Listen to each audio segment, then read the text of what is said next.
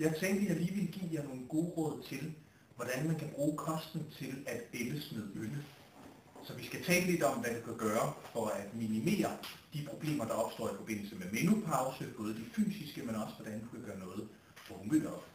Og hvad er det egentlig, der sker, når man går i menopause? Der sker jo det, at nogle af de her kønshormoner, østrogen og progesteron, og faktisk også testosteron, de falder rigtig hurtigt.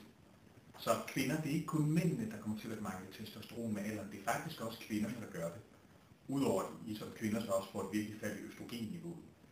Men der er det faktisk så smart, at der er nogle ting, man kan gøre med kost og levevis og livsstil, der afbøder nogle af problemerne, der opstår med menopause. Det er jo interessant at se andre steder i verden. Der er menopause ikke noget, man forbinder med sygdom og dårligdom og problemer. Selvfølgelig sker der nogle ændringer, men hvis man ser på kvinder i Singapore, eller Japan, eller Botswana, eller kvinder, der lever, altså indianerkvinder i Amazonas, så er det ikke sådan, man tænker menopause lige med forfald, og at nu går det hele bare i lort. Tværtimod, selvom der sker ændringer. Og hvad er det, man gør de her steder i verden? En af de ting, der er faktisk rigtig vigtige, som der ikke er kostrelateret, men sådan er noget, der har at gøre med din levevis helt overordnet, det er stress. Fordi de stresshormoner, du laver, de bliver lavet det sted, der hedder binyrerne.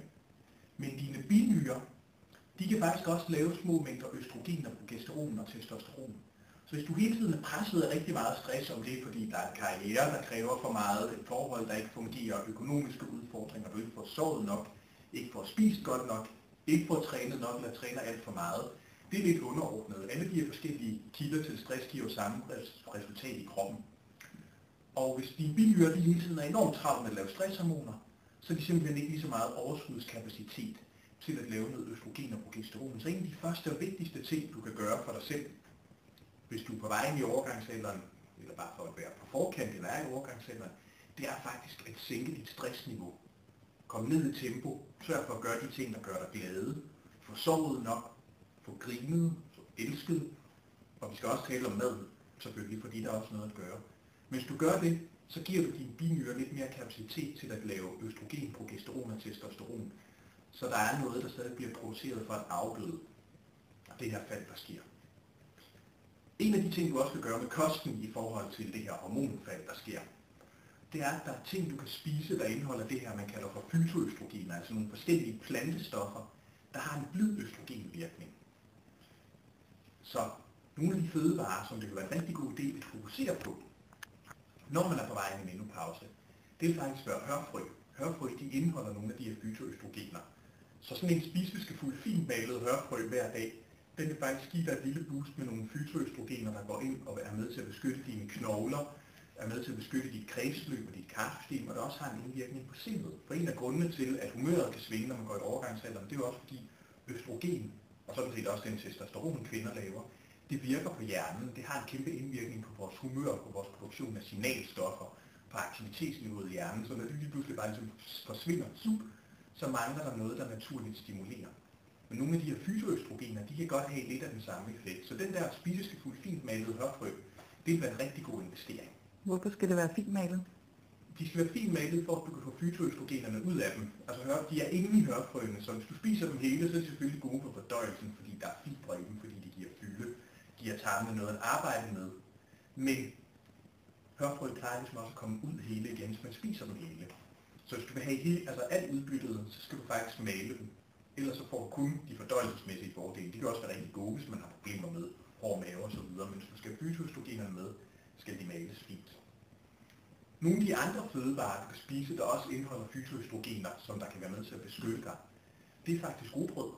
Rug indeholder også nogle af de samme fytoøstrogener, som der er i hørfrø, især når det er blevet lavet til surdej. Så rugbrød er et rigtig godt valg, hvis man skal spise brød.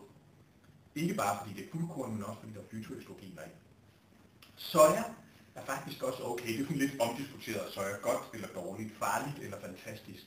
Men for kvinder i overgangsalderen, der kan det være en rigtig god idé hver dag at få et glas sojamælk eller to, eller spise noget tofu, der er lavet af soja, eller få en portion sojayoghurt et par gange om ugen til morgenmad. Det skal selvfølgelig ikke være den der sojayoghurt, der er pumpet med helt vildt meget sukker, men sojayoghurt naturelt, hvor der selv kommer frugt på. Og så kan du tage de der hørfrø, du har malet, og lige blande det med noget kanel, så smager det som sådan noget sødt lymerdrys, og så drys det ud over din sojayoghurt til morgenmad. Så der er faktisk nogle studier, der er lavet her i Danmark, der viser, at kvinder i overgangsalderen, som der spiser og lever rigtig sundt og får noget soja med hver dag, der har det en beskyttende effekt på knoglerne, sådan at knogletabet ikke er lige så stort.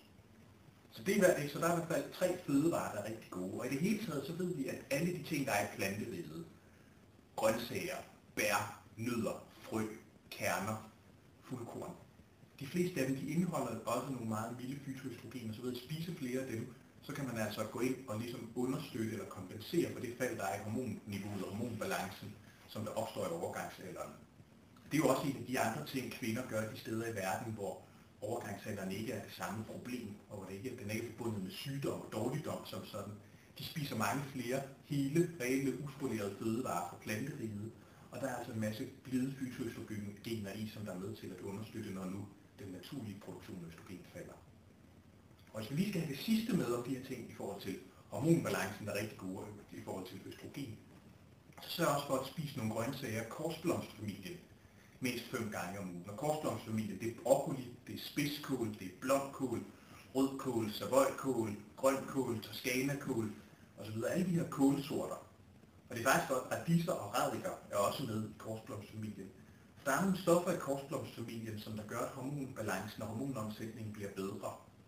Som om det ikke er nok i sig selv, at hormonniveauet falder i forbindelse med menopause for kvinder, så det andet, der sker, det er også, at den måde, hormonerne bliver nedbrudt på, kan ændre sig, sådan at man nærmest får nogle giftige affaldsstoffer. Man ved jo, at paradoksalt nok, så forekomsten af brystkræft blandt kvinder, den ser faktisk ud til, at altså der, hvor der er størst risiko, det er lige præcis omkring menopause, også selvom man ikke får hormonerstatningsterapi. Og hvorfor er det?